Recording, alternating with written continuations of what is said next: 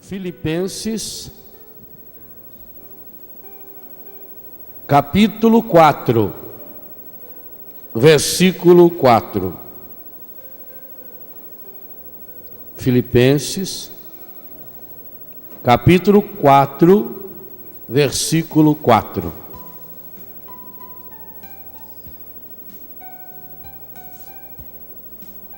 Alegrai-vos sempre no Senhor. Repito, alegrai-vos. Seja a vossa amabilidade conhecida de todos os homens. O Senhor está próximo. Não vos preocupeis com coisa alguma, mas em toda ocasião apresentai a Deus os vossos pedidos, em orações e súplicas, acompanhadas de ações de graças. E a paz de Deus, que supera todo o entendimento, guardará os vossos corações e os vossos pensamentos no Cristo Jesus. Quanto ao mais, irmãos, as outras coisas, ocupai-vos com tudo o que é verdadeiro, digno de respeito ou justo, puro, amável ou honroso, com tudo o que é virtude ou louvável. Praticai o que de mim aprendestes e recebestes e ouvistes, ou em mim observastes, e o Deus da paz estará convosco. Palavra do Senhor.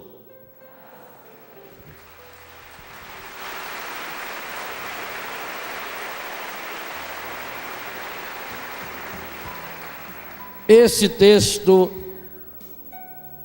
é fabuloso demais. Quando a gente lê Filipenses 4:4, dá a impressão que é alguém que nos escreveu porque estava vivendo um momento espetacular da sua vida. Não tem essa impressão? Que situação você acha que alguém escreveria isso que Paulo acabou de escrever para nós? Alegrai-vos sempre no Senhor, repito, alegrai-vos. Em todas as circunstâncias dai graças, todas. A primeira impressão que a gente tem é de alguém que esteja vivendo um momento fantástico da sua vida. De alguém que esteja muito bem de saúde. De alguém que tenha solução para todos os problemas. E aí é que nós vemos o sentido dessa paz que é repetida no início e no final do trecho que eu li. O Deus da paz vai estar na sua vida, e a paz de Deus que supera tudo vai estar na sua vida. Essa carta não chega a ser uma carta, é quase um e-mail, de tão pequeno que é. 4 capítulos. Qual é a palavra que mais se repete nesses 4 capítulos? Quantas vezes? 2 aí. Não vai contar agora. Eu já contei para você. Nesses 4 capítulos, Paulo fala 16 vezes da paz. Ou seja, ele repete e dobra a repetição em cada capítulo. Alguém que escreveu alguém que escreveu 4 capítulos, curtinho, repetir 16 vezes essa ordem da alegria, só podia estar em que situação? Ele estava preso. Lê no início, ele está preso, injustamente preso. Paulo escreveu essa carta da cadeia, uma cadeia injusta. A gente tem que ler tudo, desde o comecinho sempre, e ler com atenção. Quando ele logo no início diz: a vós paz e graça da parte de Deus. Dou graças a meu Deus cada vez que me lembro de vós nas minhas orações. É com alegria que faço a minha oração. E lá no versículo 13, com efeito, em todo o pretório e em toda parte se ficou sabendo que eu estou na prisão. Mas eu estou na prisão por causa de... Versículo 13, lê o que está escrito aí. Filipenses 1, versículo 13. Irmãos, versículo 12. Faço questão de que saibais o seguinte: o que me aconteceu tem contribuído para o progresso do Evangelho. Com efeito, em todo o pretório, ele está em Roma, e em toda parte, foi o assunto de Roma, se ficou sabendo que eu estou na prisão por causa de Cristo. E a maioria dos irmãos, encorajada no Senhor pela minha prisão, redobra a audácia, proclamando sem medo a palavra. Aí nós entendemos da onde vem essa força. Aí nós entendemos o que é a paz. Quando ele nos diz: alegrai-vos sempre no Senhor, repito, alegrai-vos.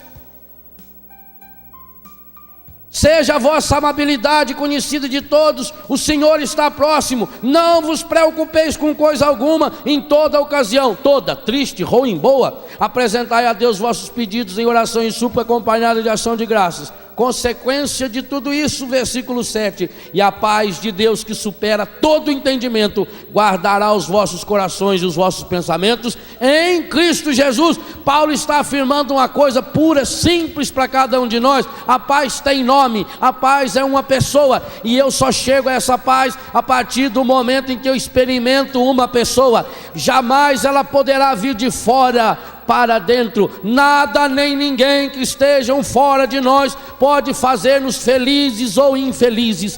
Nada nem ninguém que estejam fora de nós podem colocar-nos ou tirar a nossa paz. A nossa paz tem que brotar de dentro, ela é fruto de uma experiência. Agora, é isso que nós fazemos? Paulo está vivendo aqui aquilo que ele já tinha vivido, que está no livro dos Atos dos Apóstolos, capítulo 16, versículo 16, quando ele está pelado, todo machucado, meia-noite, jogada lá no porão de uma prisão injusta. O que ele começa a fazer? Louvar o Senhor. E ele cantava tão alto, ele cantava tão forte, que as grades da cadeia caíram. E aí o carcereiro vai dar um tiro no ouvido, ou vai enfiar uma espada e diz: não, eu estou aqui. Como quem diz: o que me prende não são as grades. Não precisa se matar não, rapaz, deixa de ser besta. O carcereiro vai até lá, não tem grade, e os dois estão lá, os dois peladão cantando. O carcereiro fica tão impressionado que ele como que pergunta: me dá um pouco desse negócio, eu quero ter essa alegria. E o Paulo peladão reza por ele. Se você ler com calma, vai perceber que só no final é que ele sobe, põe roupa e cuida das feridas do Paulo, com dor, ferido, machucado. Essa mesma experiência aos filipenses. Nós temos que experimentar o que Paulo experimentou. É aquilo que Jesus disse no Evangelho de São João, no capítulo 14, a partir do versículo 1. Não se perturbe o vosso coração. Credes em Deus, crede também em mim. Coragem, eu venci o mundo. Logo em seguida: a paz que eu vos dou-vos a minha paz, não como o mundo dá. Mas tende coragem, no mundo tereis preocupações, eu venci o mundo. E São João vai encerrar, logo antes da oração sacerdotal de Jesus, o último versículo do capítulo 16 de São João, retomando, para que a gente não se preocupe. Olhem lá, Evangelho de São João, capítulo 16, versículo 33. Eu vos disse essas coisas para que em mim tenhais a paz. No mundo tereis aflições, mas tende coragem, eu venci o mundo. Meus irmãos, se nós queremos ser semeadores da paz, nós precisamos ter essa convicção. Nada que nos aconteça, de bom ou de ruim, pode tirar a nossa paz, quando nós sabemos aonde nós vamos. Agora, quando nós olhamos fatos isolados da nossa vida, quando nos detemos nesse fato e ficamos ali em cima dele, e ficamos cavucando aquele fato, e cada um que chega, soube o que aconteceu comigo, meu Deus, rapaz, olha, nem te conto, que coisa, e foi terrível. E aí você quer passar por outra emoção do que você sentiu, mas como é impossível isso acontecer, então você aí começa a aumentar. É daí que vem a história de que quem conta um conto aumenta um ponto, porque como a pessoa não está mostrando reação que você pensava, a pessoa, não, que coisa, então. E aí o que acontece? A pessoa fica tentando, enquanto você está contando a sua desgraça, a pessoa está tentando lembrar uma dela pior para te contar. Mas comigo foi muito pior. Eu sei como é isso, eu já tive coisa pior, isso aí não é nada. Fica em cima do problema. Se você isola o problema na vida, você não vê a vida. Tinha um rei, ele era ateu.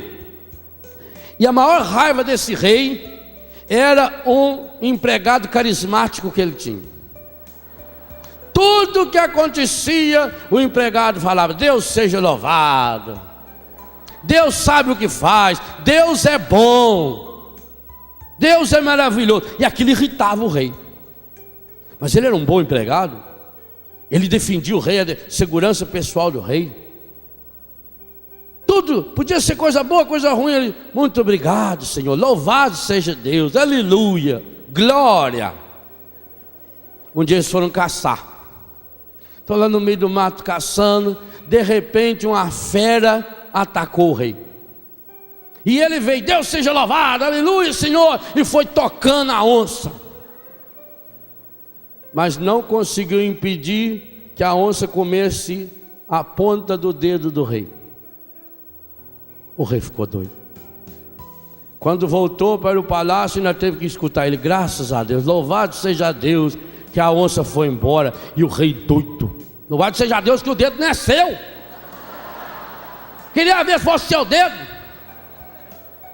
O rei ficou tão nervoso que quando chegou em casa, chamou os guardas e falou: pode prender esse homem. Ele não me defendeu.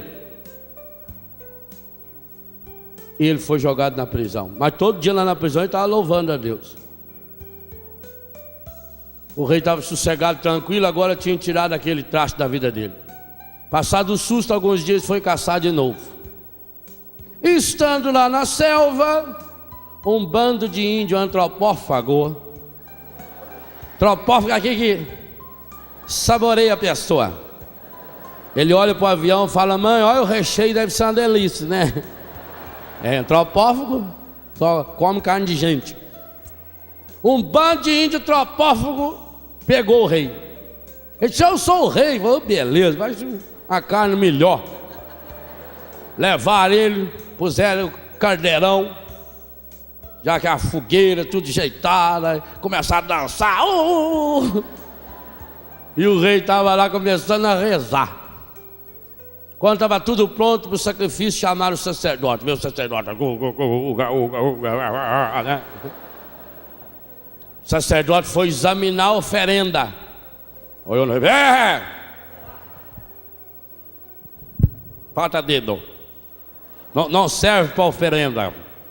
Carne de segunda. Deus não aceita. Libertou o rei. Já que ele estava sem o dedo, o rei foi para casa e começou a pensar: o meu empregado tinha razão. Quem podia imaginar? Se eu tivesse o dedo perfeito, eu estava morto agora. Bem que ele falou que Deus podia tirar uma coisa boa daquela coisa ruim que foi a onça comer meu dedo. Eu fui injusto com aquele homem. Quando o rei chegou na cadeia, com lágrimas ele foi pessoalmente libertar aquele homem. E falou: eu queria pedir perdão ao Senhor, eu fui injusto com o Senhor. O Senhor tinha razão, quando o Senhor louvava o seu Deus. Vou falar uma verdade, quando eu estava lá preso, que os homens iam me matar, eu pensei nesse seu Deus. Eu pensei no jeito que o Senhor rezava e aquilo mexeu comigo. E ali eu já pensei, se eu tivesse morrido, o Senhor já podia ficar sossegado, porque ali eu já tinha me arrependido. Eu fui muito injusto. O Senhor me perdoa. Falou, o que é isso, majestade? Deus seja louvado, que bom que o Senhor está vivo, louvado seja Deus. Deus é bom. Falou, pô, então, mas agora tem uma coisa que eu não entendo. Deus é injusto. Que isso, Sua Majestade? O Senhor não fala um negócio desse de Deus? Onde você viu Nossa Senhora? Deus o livre, Deus é bom demais. Deus sabe o que faz. Tudo concorre para o bem daqueles que amam a Deus. O Senhor não fala bobagem dessa, São Rei. Disse, não, mas por que se Deus é tão bom e o Senhor acredita tanto nele, e por que então esse Deus permitiu que o Senhor ficasse preso injustamente?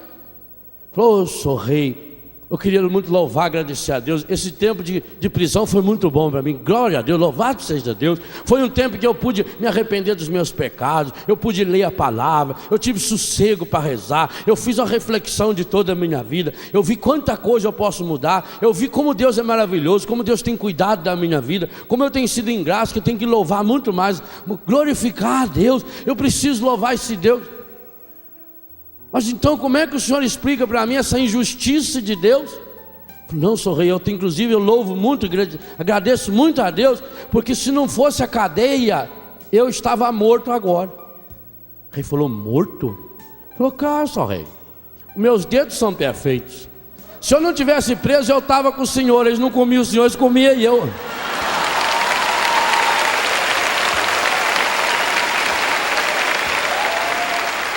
É assim a vida. Então aquela prisão salvou a sua vida. Paulo está na prisão ajudando a salvar a vida dele, a minha e a sua.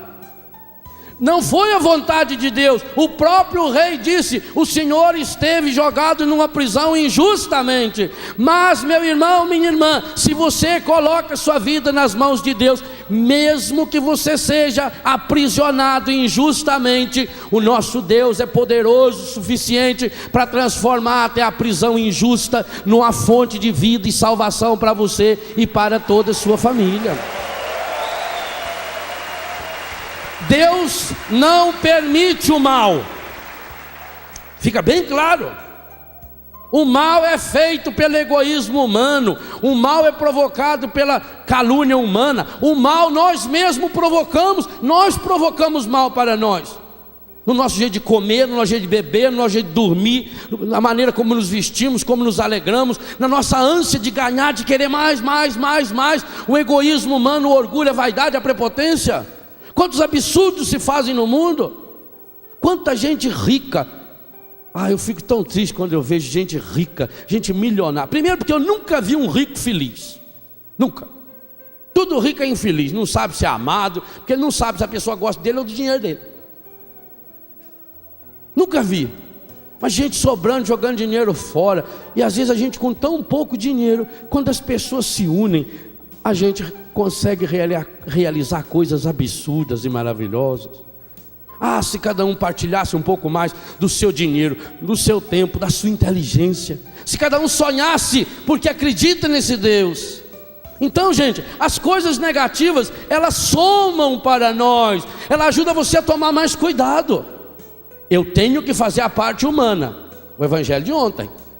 Toma o menino e a mãe e foge para o Egito. Pega o menino e a mãe e volta, mas não vai para lá. Nós temos que fazer a parte humana. Viver da providência de Deus não é viver na preguiça. Viver da providência de Deus é fazer a sua parte. Eu digo para os meus filhos lá em Betânia, o que mata o pasto não é o mata-pasto, é a preguiça de arrancá-lo. Então vamos arrancá-lo, essa é a nossa parte. Deus faz a parte dele, mas eu tenho que fazer a minha parte. E se eu quero ser semeador de paz, a grande palavra do evangelho é: não se perturbe o vosso coração. Aliás, vamos dar essa frase como tema da pregação, o diretor já fique sabendo. Não se perturbe, para depois você ir lá e comprar a fita. Não se perturbe o vosso coração. E esse vosso é no sentido meu e do outro. E quem está me falando isso? Paulo? Não, Jesus. É Jesus que olha para mim, para você e diz: não se perturbe o vosso coração. Aconteceu uma desgraça? Não se perturbe o vosso coração. Primeira condição para não se perturbar o coração: pegue o seu passado e o entregue na mão de Deus. Meu irmão, minha irmã, tudo que você já viveu, tudo que você já fez ou deixou de fazer no passado, bonito ou feio, não volta. O rio Iguaçu, ele vai pequenininho, acolhendo a água, porque a meta dele é chegar no mar. Ele não volta. Se ele voltar, ele faz um estrago medonho. Se você quer ser semeador da paz, se você quer fazer essa linda experiência de não perturbar o coração, perturbar é turbar por todo, turbar, chacoalhar, é machucar. Não se perturbe o vosso coração. Primeira coisa a fazer: entregue o seu passado para Deus. Ah, Padre, eu já fiz tantas coisas erradas. Será que Deus me perdoa? Veja se você está vivo. Estamos, bem, daqui 20 minutos no Japão é ano novo. Estamos a 20 minutos do ano novo. O Japão é 12 horas antes de nós. Estamos a 12 horas e 20 minutos de mais um ano. Para nós cristãos não pode ser só uma mudança de calendário. Para eu acolher o ano novo, eu preciso entregar para Deus o ano velho. Por isso que hoje na missa, traga o seu calendário. Nós vamos queimar o calendário no ato penitencial.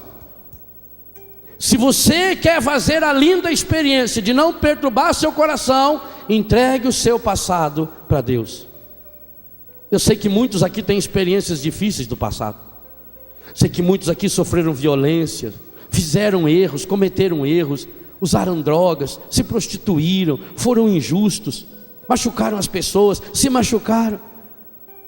Mas meu irmão, você quer continuar deixando o passado estragar a sua vida?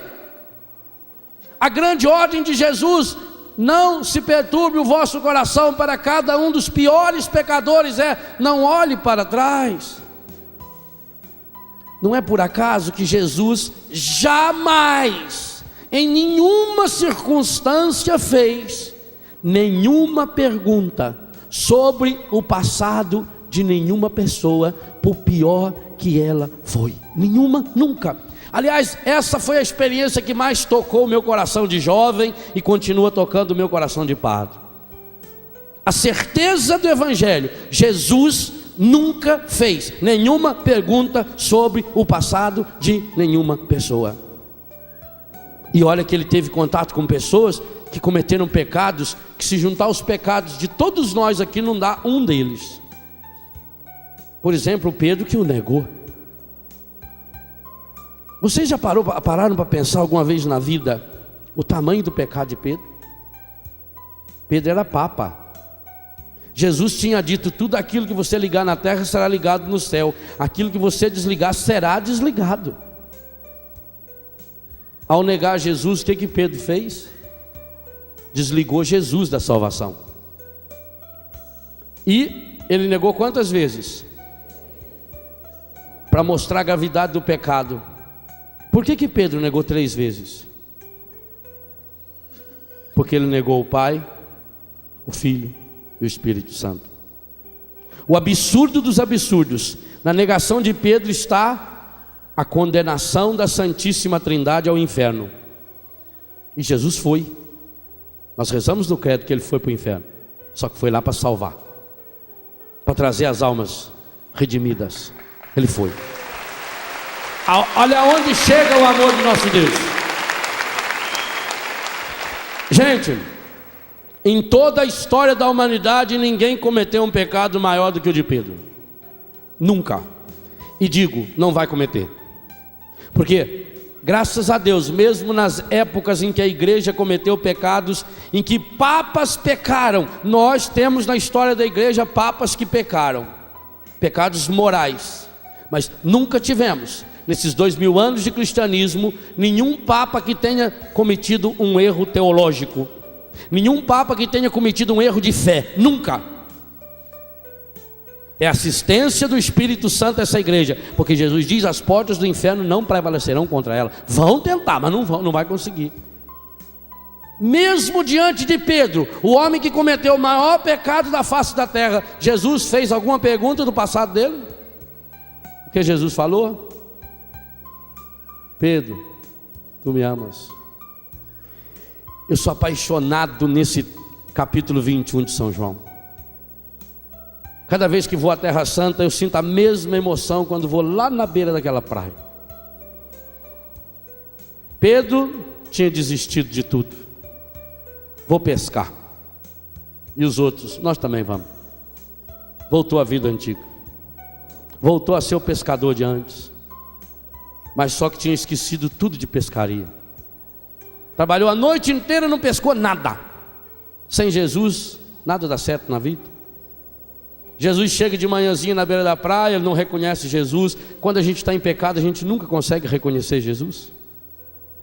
Quando a gente está olhando demais para si mesmo, a gente não enxerga Jesus, mesmo que Ele esteja ali do nosso lado, como Ele caminhou um dia inteiro com os 2 discípulos de Emaús, mas eles estavam com o coração tão fechado no pecado, tão perturbado. Por isso não perturbe o vosso coração, que eles não conseguiram enxergar Jesus que caminhava com eles, eles não conseguiram sentir o cheiro de Jesus.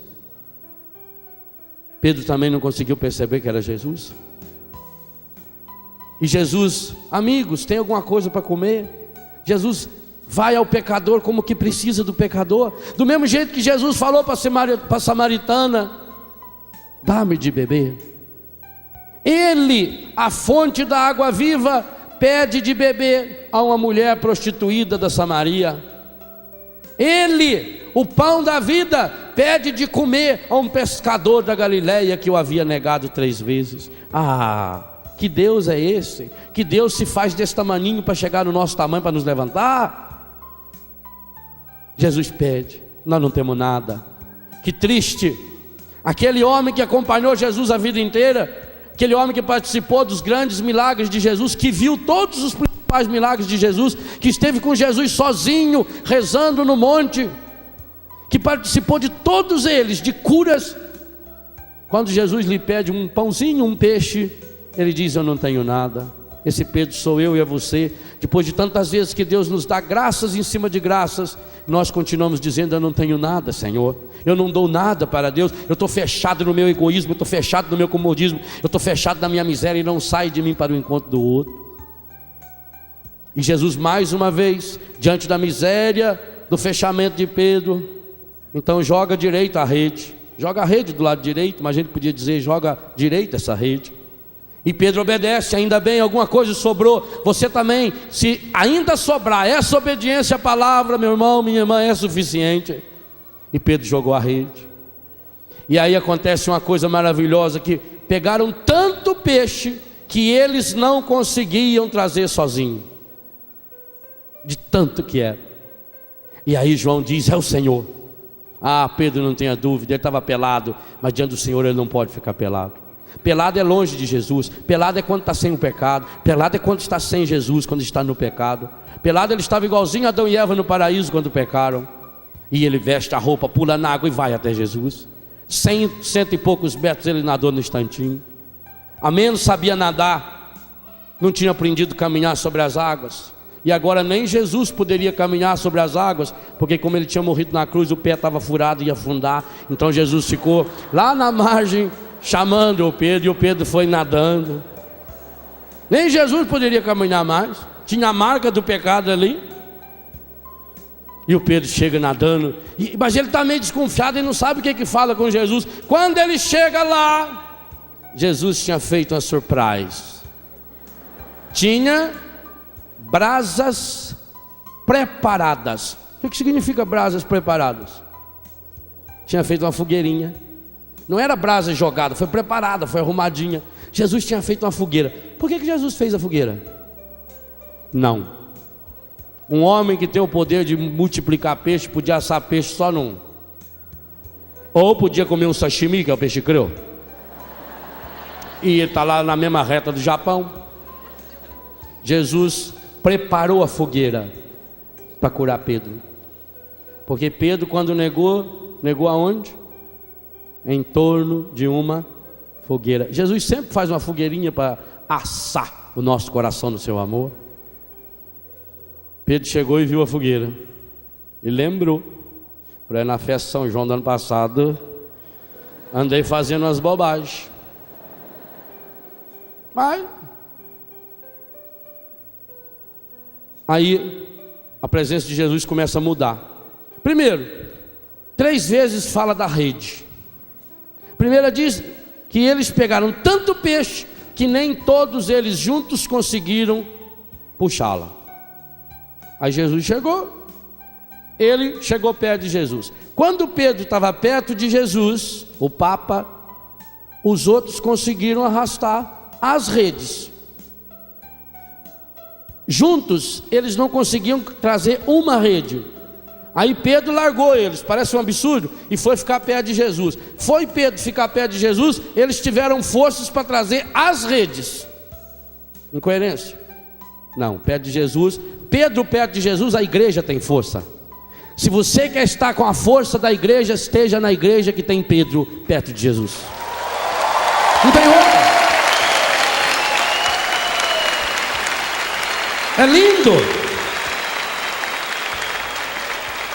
Trouxeram o peixe e continuaram perto de Jesus. Quando Jesus pediu o peixe, eles juntos não conseguiam agarrar, puxar a rede.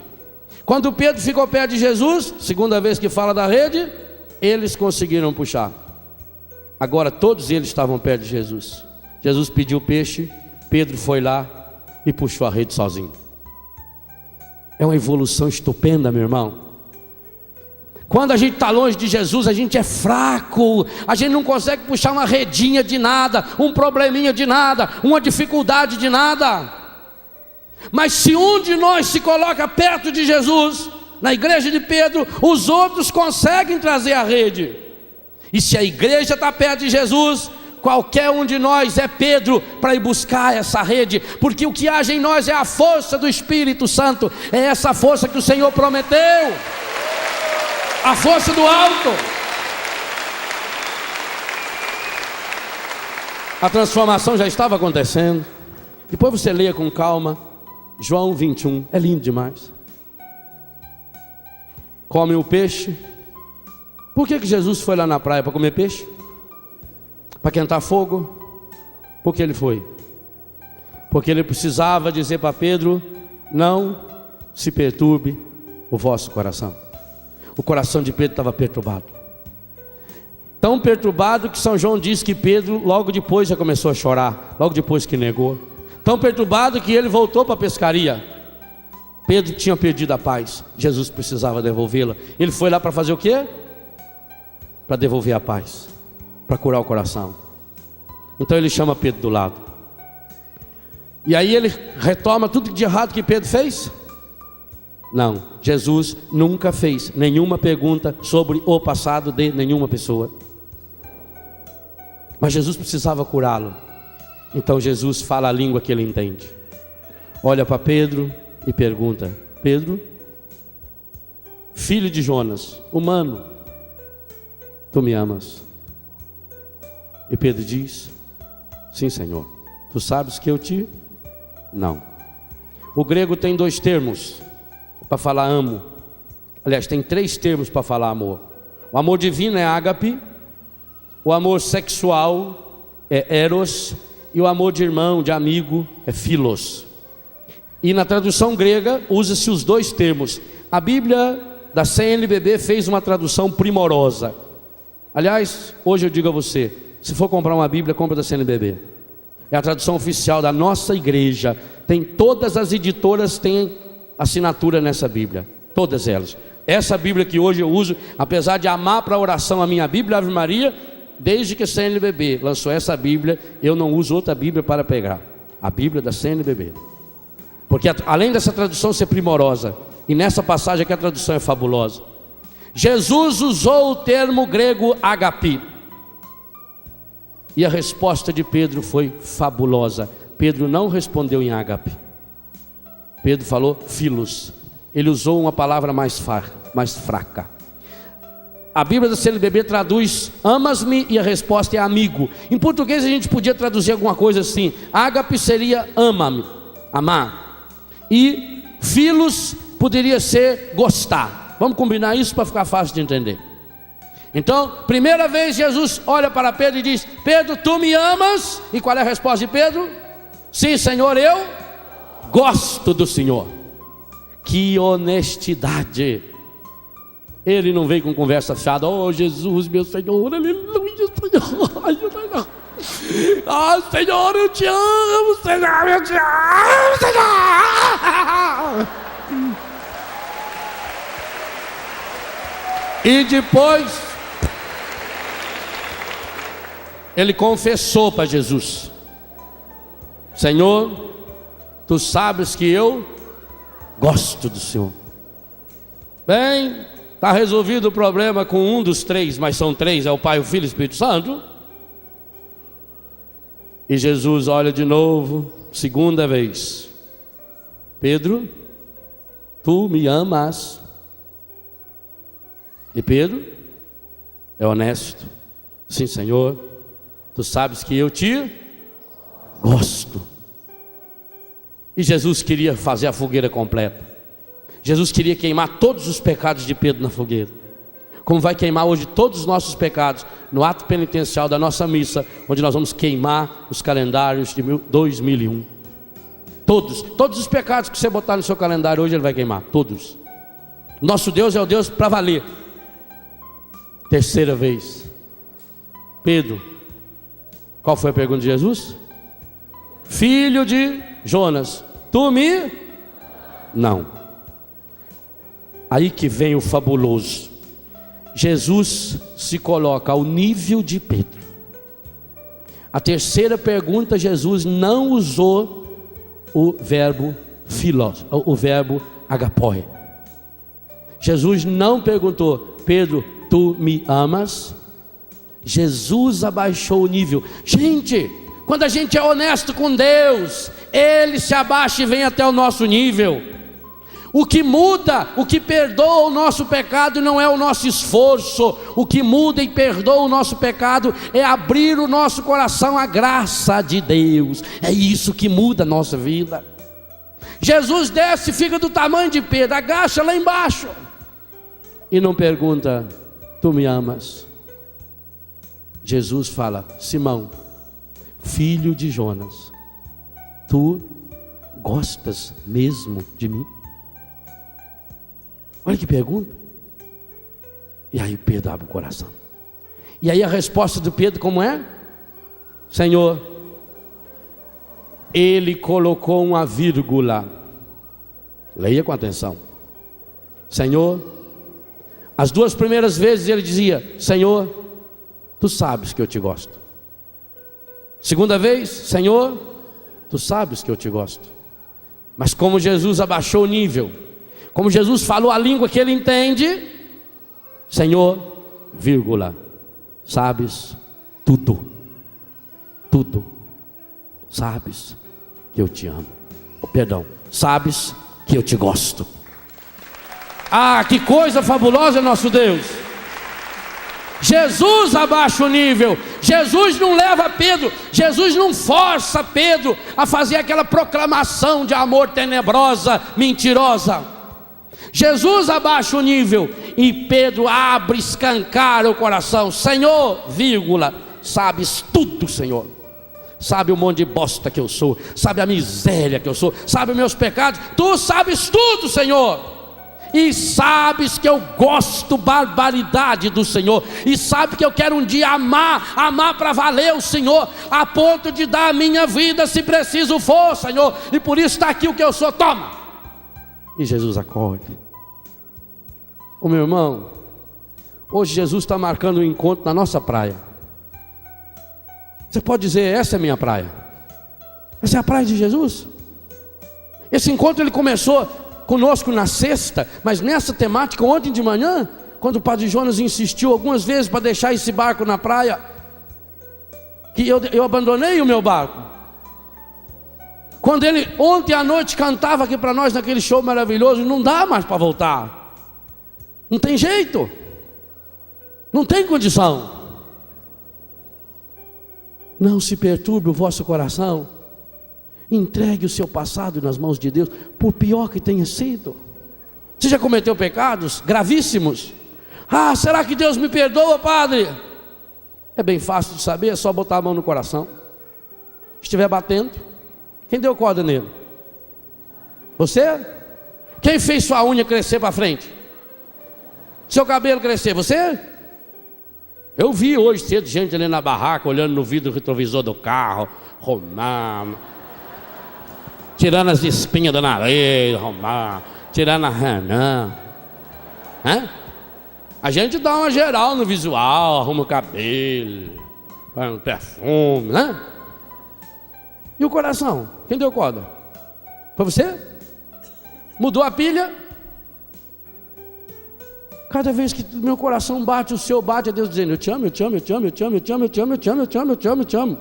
O nosso coração está batendo, é Deus dizendo: eu acredito em você, eu acredito em você, eu acredito em você. Ah, padre, tanta coisa aconteceu de errado na minha vida. Na minha também. Mas estou vivo. É igual aquele bêbado que estava no ônibus, olhando para uma moça desajeitada, ele olhando, né?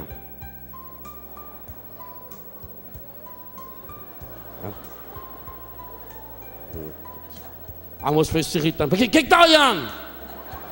Eu falei: eu estou observando aqui, mas tu é feia, hein? Ah, louca, Deus do livro, você é muito feia. Ela falou: mas muito bonita mesmo, né? Você é bêbado desse jeito, falar de mim? Eu falei: mas não, eu estou bom. Passou. Os problemas vêm e vão. Meu irmão, minha irmã, você é vitorioso, você é vitoriosa. Ah, padre, mas eu sofri na infância. Sofreu? Acabou. Ah, falaram mal de mim. Falaram?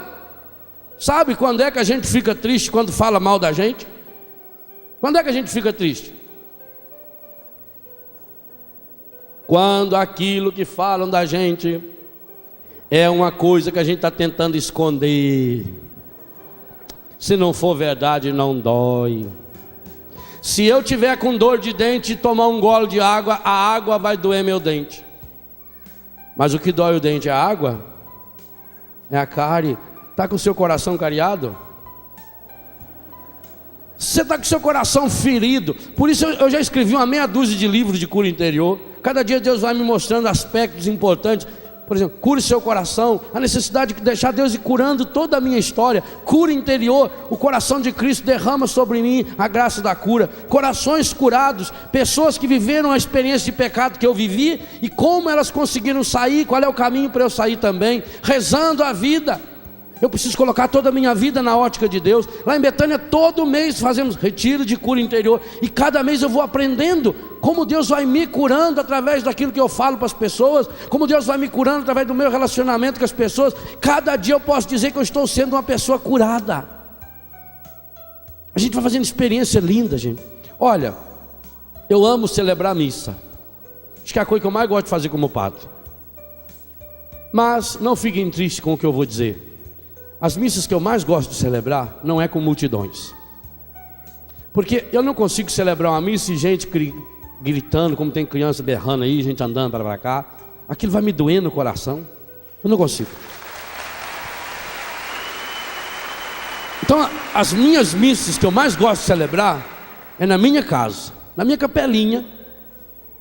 Tanto que eu, todo dia na hora para celebrar a missa, eu tomo banho antes, faço a minha barba antes, igualzinho para vocês.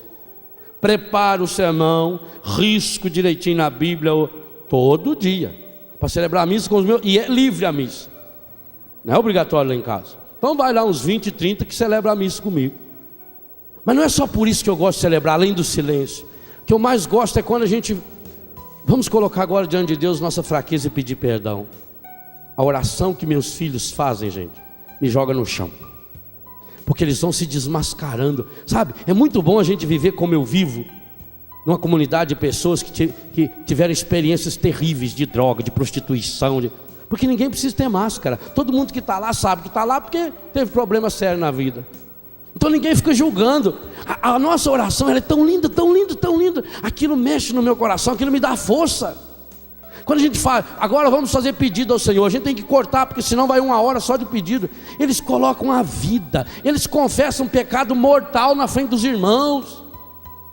Quando eles vão se confessar sacramentalmente, Léo, eu queria pedir perdão a Deus isso. Inclusive eu falei para fulano, já eu estava conversando com o consagrado. Já que falou para quem quer pedir perdão? Não. É essa honestidade. E é isso que falta, infelizmente, na grande maioria dos cristãos católicos hipócritas, que põem uma máscara de cristão, que se diz muito santo, que se diz muito renovado, que se acha melhor do que os outros, a ponto de poder julgar e condenar as pessoas. Tem gente que perde tempo na vida falando mal dos outros, julgando, condenando os outros. Oh, meu Deus do céu! Que bom que Jesus desce ao nosso nível. Vem aqui no nosso nível. E fica do nosso tamanho, igual ele fez com a samaritana. Ele sentou na beira do poço. A prostituída que trouxeram até ele, essa quenga foi pega em flagrante adultério. Pela lei tem que ser apedrejada. E o que ele fez? Se agachou, ficou do tamanho dela. Quem não tem pecado joga a primeira pedra. Zaqueu, aquela tampinha, ladrão, subiu na árvore, porque se achava mais do que os outros. Desce daí. Ele não desceu, ele caiu. Eu vou jantar na sua casa. Vai lá e senta na casa do Zaqueu. Aí o Zaqueu se sentiu o máximo, porque sentado fica tudo do mesmo tamanho. E Jesus amou Zaqueu. Não falou nada para ele, não falou convertei-vos e crente no Evangelho. Jesus amou Zaqueu. E na hora que estava terminando a janta, Zaqueu, Senhor, se eu pequei, todo mundo sabia que ele pecava, menos ele. E que bom que ele se confessou para a única pessoa que podia perdoá-lo, Jesus. Quando a gente não se confessa para Jesus, a gente confessa para todo mundo, com a vida. E Jesus olhou para ele: ô meu menino, meu toquinho de marrabote, hoje a salvação entrou na sua casa. Hoje a salvação entrou na sua casa. Condenou Zaqueu? Condenou a samaritana? Mateus? Pedro? Tiago? Léo? Não.